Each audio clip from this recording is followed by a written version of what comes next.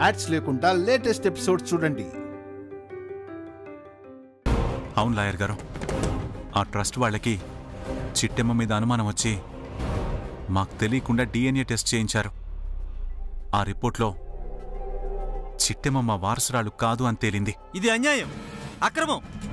ఎక్కడో ఏదో పొరపాటు జరిగింది. నా మాట మీద నమ్మకం లేకపోతే ఇప్పుడే ఈ క్షణమే కాంతమ్మ ఇంటికి వెళ్ళండి.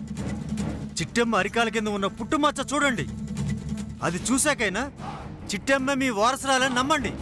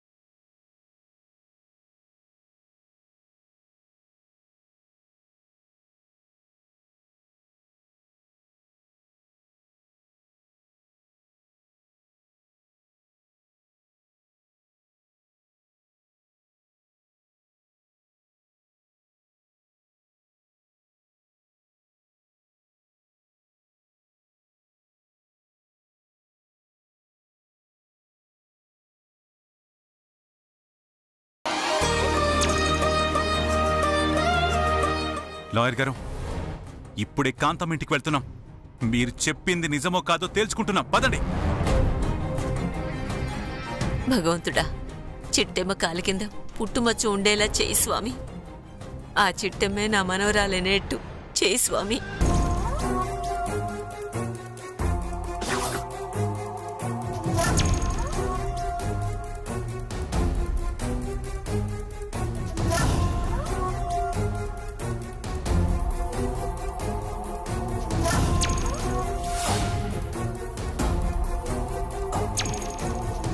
ఒరే కొడుగా, ఇంకా సేపట్లో చిట్టెమ్మ జమీందారు కూతురని తేలబోతుందిరా.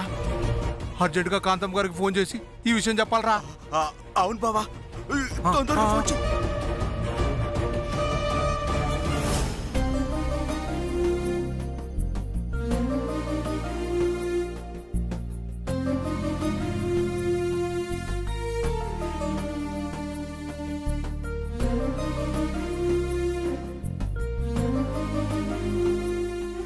హలో చిట్టి మిఠాయ్. అయిపోయింది బావా, 5 నిమిషాల్లో టీ ఇచ్చేస్తాను. హలో, నేను నీకోసం వచ్చానని చెప్పానా? మరి ఎందుకు వచ్చావు? గత కొన్ని రోజులుగా టెన్షన్తో ఉంటున్నాం కదా, ఆ టెన్షన్ నుంచి రిలాక్స్ అవుదామని వచ్చాను. రిలాక్సింగ్ అవుతావా? అది కూడా ఈ కిచెన్లోనా? ఏ రిలాక్స్ అవడానికి పర్టికులర్ ప్లేస్ అని ఏమైనా ఉంటుందా ఏంటి?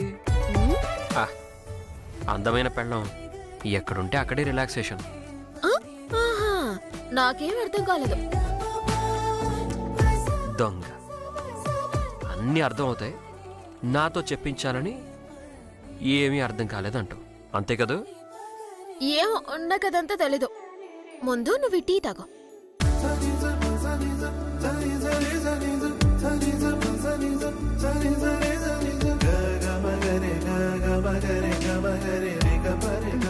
ఇదిగో, నువ్వు ముందే టీ తాగు. నాకు తాగాలని లేదు. మరెందుకు టీ కావాలని అడిగావో? తాగాలని మూడ్ లేదని చెప్పాను గాని నువ్వు తాగిస్తే తాగనని చెప్పానా? ఓ, అదెంత భాగ్యం బావా. ఉండు, ఇప్పుడు తాగుతాను. తప్పటి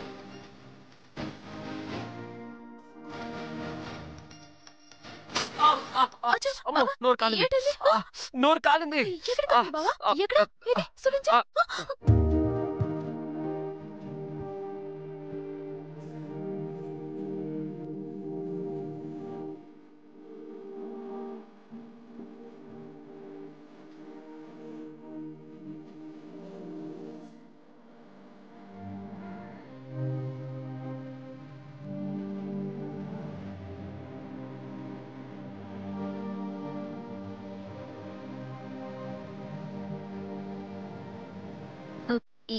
ఎక్కడ కాలింది బావా? గుండెల్లో.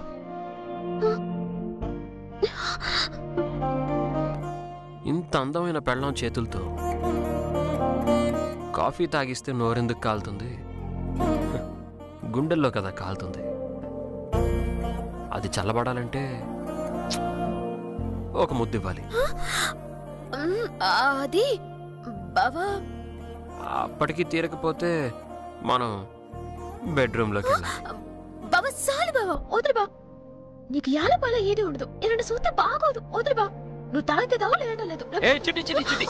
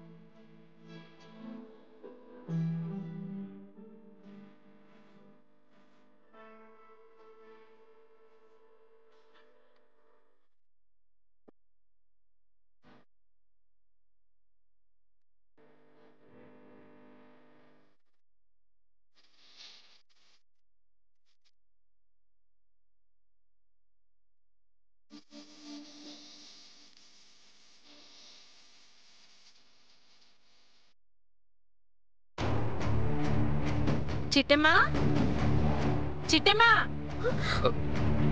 బావా చెప్తున్నాను కదా ఎవరైనా వస్తారని. పద పద. చిట్టమ్మా. అరే బాలమని పిలుస్తుంది, పద చూద్దాం.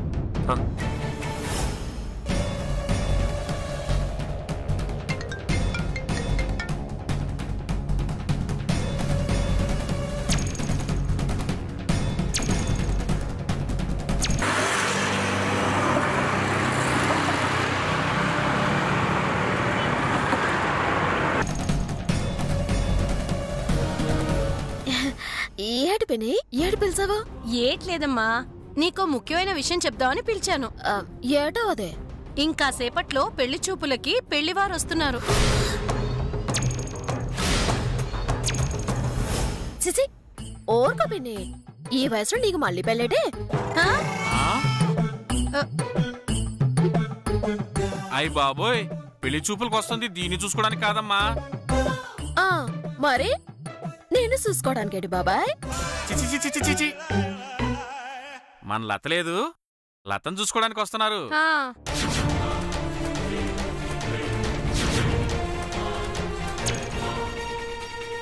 మన లతకి పెళ్ళా? తప్పే ఉంది నాన్న, దానికెప్పుడో పెళ్లి వయసొచ్చింది. కన్న తల్లి తండ్రి లేక పాపం పెళ్ళనే అదృష్టానికి నోచుకోలేక అలా ఒంటరిగా మిగిలిపోయింది. ఆ విషయం మాకు తెలుసులే కాంతమంతా. కాకపోతే లతమ్మ ఇప్పట్లో పెళ్లి చేసుకొని అంటుంది కదా. చేసుకోవటం చేసుకోకపోవటం దానిష్టమేటమ్మా, దాని తల్లిదండ్రులు. మా ఇష్టమే దానిష్టం. కరెక్టే. ఏంటమ్మా కరెక్ట్? తన ఇష్టాలు తెలుసుకోవాలి కదా. సరే రవి, లతకి ఈ పెళ్లి ఇష్టమేనని లత నోటి వెంట చెప్తే మీకు హ్యాపీయేనా? నిజంగా లతే తన నోటి వెంట చెప్తే మీరు నిజంగానే హ్యాపీ కాంతమంతా. సరే, ఇప్పుడే పిలుస్తాను. లతా, ఏమే లతా, లతా.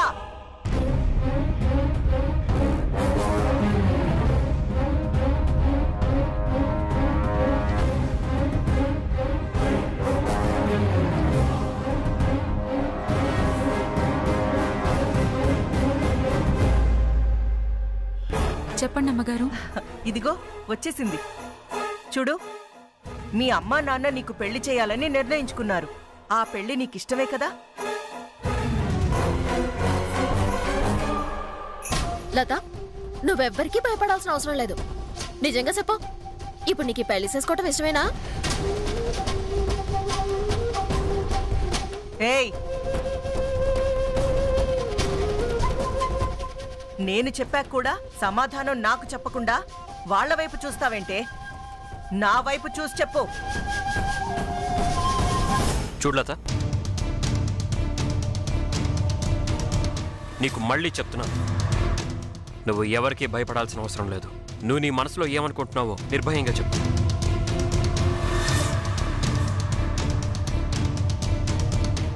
కాంతమ్మ గారు, నాకిప్పట్లో పెళ్లి చేసుకోవాలని లేదండి.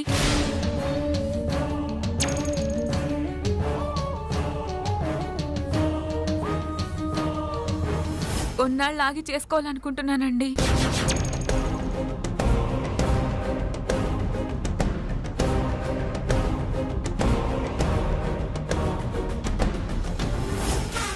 నువ్వు ఎందుకు చేసుకోనంటున్నావో నాకు అర్థమైంది. మీ వీరనారాయణ బాబాయికి నువ్వాళ్ళ అన్నయ్య కూతురువని తెలియాలి. ఆ తర్వాత నిన్ను ఒక జమీందార్కిచ్చి పెళ్లి చెయ్యాలి.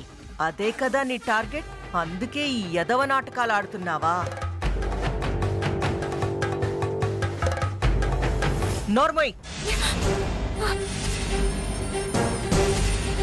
ఇన్ని సంవత్సరాలుగా దూరమైన మీ అమ్మా నాన్న వచ్చి నీకు పెళ్లి చెయ్యాలనుకుంటే వాళ్ల సంతోషం కోసమైనా పెళ్లి చేసుకోవడం పోయి ఈ పెళ్లి నాకు వద్దు అని అంటావా?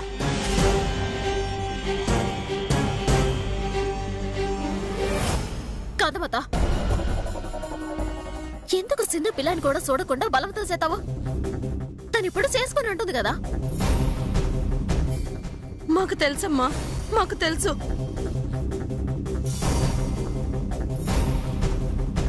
నువ్వు మా మాట ఎప్పటికీ ఒప్పుకోవని. అందుకే మేము ఆల్రెడీ ఒక నిర్ణయం తీసుకున్నాం.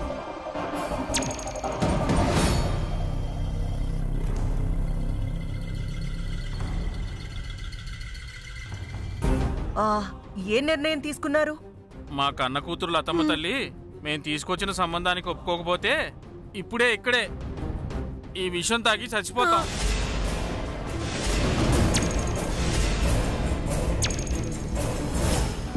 ఓహో, నాటకాల బ్యాచ్ బాగానే యాక్ట్ చేస్తున్నారు.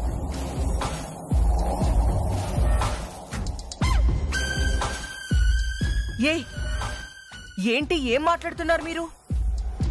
లత ఇవాళ కాకపోతే రేపు పెళ్లి కొప్పుకోవచ్చు. ఆ మాత్రం దానికే మీరు ఇలా ఆత్మహత్య చేసుకుంటారా? అవును కాంతమ్మ గారు,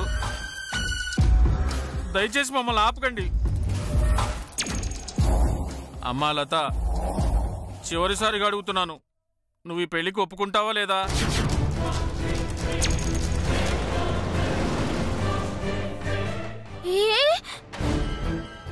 ఏం మాట్లాడుతున్నారు? ఇలా బ్లాక్ మెయిల్ చేస్తారా? ఏమండి ఏమండి, మీరు చేస్తుంది కరెక్ట్ కాదండి. లత, ఆలస్యం చేయకు. నువ్వు గనక ఆలస్యం చేశావంటే మీ అమ్మా నాన్న ఇద్దరు విషం తాగి చచ్చిపోతారే. లత ఒప్పుకోదు. అందుకే ఇప్పుడే ఇక్కడే విషం తాగి చచ్చిపోతాం. అయ్యో,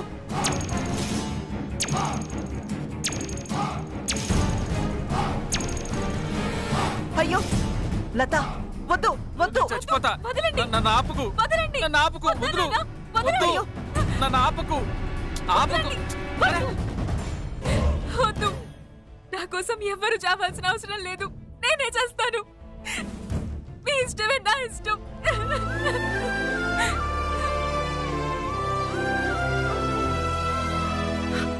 లత, లత, లత,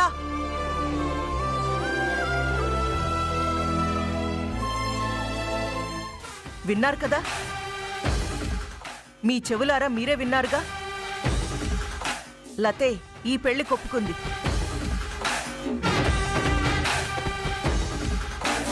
కాదని ఎవరైనా ఆపాలని కాని చెడగొట్టాలని కాని ట్రై చేశారో మర్యాద దక్కదు.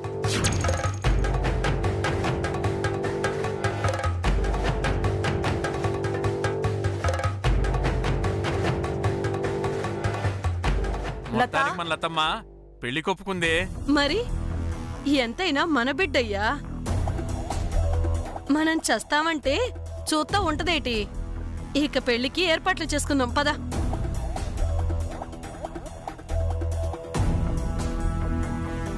చూసావు చిట్టమ్మా, చిన్నపిల్లని చేసి లతని ఎలా అందరూ కలిసి మోసం చేస్తున్నారు. అవును బావా, వాళ్ళకి మోసాలు చేయటమే తెలుసు. ఆ మోసం ఎలా తిప్పికొట్టాలో నాకు తెలుసు. ఈ పెళ్లి జరిగినప్పుడు చూద్దాంలే బావా, ఎలా జరుగుతుందో చూద్దాం.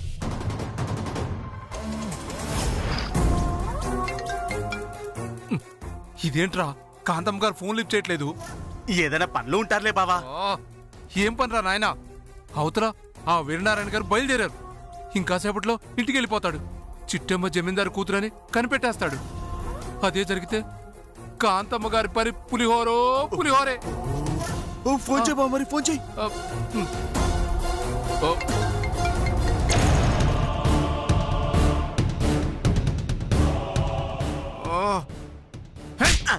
ఫోన్ ఎత్తదేంట్రా? దానికి నన్ను కొడతావేంటి బావా?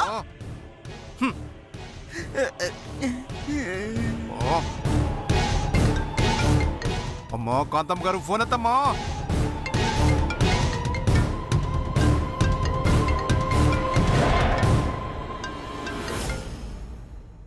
చెప్పరా పులి.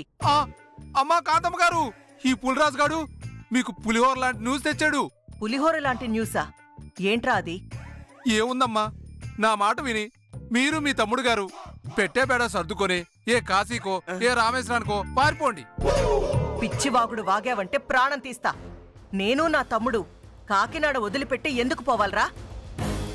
ఎందుకంటే ఇంకాసేపట్లో వీరనారాయణ గారు మీ ఇంటికి వస్తున్నాడు. ఒరే చచ్చదవా, వీరనారాయణ మా ఇంటికి రావడం ఇదొక ముఖ్యమైన విషయమా? పెట్టేరా ఫోను. ఏంటి?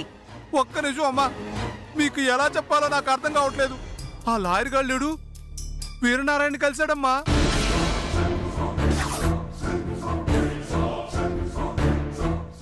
ఏంట్రా, ఆ లాయర్ గాడు వీరనారాయణని కలిశాడా? అవునమ్మా, ఆడేసేద్దామని ఆడు ఎంట పడితే ఆడు వెళ్ళి ఆ వీరనారాయణ కారు మీద పడ్డాడమ్మా. జమీందారింటి వారసురాలని చెప్పేశాడమ్మా.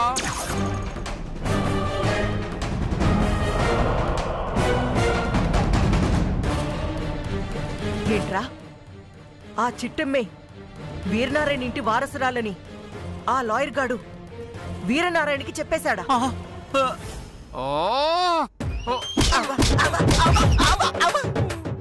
ఎందుకమ్మా మీరు ఇన్నిసార్లు అడుగుతారు? మీకు ఒక్కసారి చెప్తే అర్థం కదా? నోర్మోయ్, ఆ లాయర్ గాడు చెప్తే మాత్రం వీరనారాయణ నమ్ముతాడా? అలా నమ్మకుండా ఉండాలనే కదా డిఎన్ఏ టెస్ట్లన్నీ మార్చేశాను. అది కూడా అయిందమ్మా. ఏంట్రా అది? డిఎన్ఏ టెస్ట్ ప్రకారం ఆ చిట్టమ్మ మా అన్న కూతురు కాదు కదా అని ఆ వీరనారాయణ అడిగాడమ్మా. దాంతో లాయర్ గాడు ఇంటికెళ్ళి చిట్టమ్మ కాలు కిందున్న పుట్టుమచ్చ చూసుకో వీరనారాయణ అన్నాడమ్మా.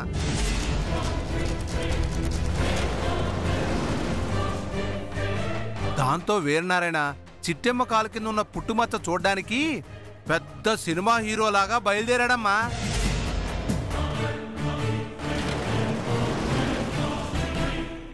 అక్కడ గనక చిట్టమ్మ వాళ్ళ వారసురాలని తేలిపోయిందనుకో, అదేదో సినిమాలో పెద్ద హీరో నరికినట్టు మిమ్మల్ని నరికేస్తాడమ్మా. మీరు ఆ అన్న ఆహా అన్న జరగబోయేది మాత్రం అదేనమ్మా. కాస్తంత జాగ్రత్తగా ఉంటారని తమకు ఫోన్ చేశాను. ఉంటానమ్మా. హలో హలో, ఒరే కోటిగా, నిజంగా మనం ఉంటానంటావా? ఏమైందక్క? ఇప్పటిదాకా ఏం కాలేదురా, కానీ మరికొద్ది క్షణాల్లో మనిద్దరం వీరనారాయణ చేతిలో చనిపోబోతున్నావురా. ఏంటంటున్నావక్క? అవునరా, ఆ లాయర్ గాడు వీరనారాయణ్ని కలిశాడంట. చిట్టమ్మే జమీందార్ గారి వారసురాలని చెప్పాడంట. అయ్య బాబోయ్! అంతేకాదురా, చిట్టమ్మ కాలి కిందున్న పుట్టుమచ్చ చూడమని కూడా చెప్పాడంట. వాడొచ్చి చిట్టమ్మ కాలి కిందున్న పుట్టుమచ్చ చూశాడో అదే జమీందారింటి వారసురాలని తెలిసిపోతుంది. ఆ తర్వాత నా శవం పాడ మీద ఊరేగుతుంది. అయ్య బాబోయ్, ఏ ఘోరం అయితే జరగకూడదనుకున్నామో అదే జరిగిందన్నమాట. ఒరే తమ్ముడు, అర్జెంటుగా మనం ఏదైనా చెయ్యాలి. ఆ వీరనారాయణకి చిట్టమ్మే తనింటి వారసురాలని మాత్రం తెలియకుండా చెయ్యాలి. ఏం చేద్దామో ఆలోచించు.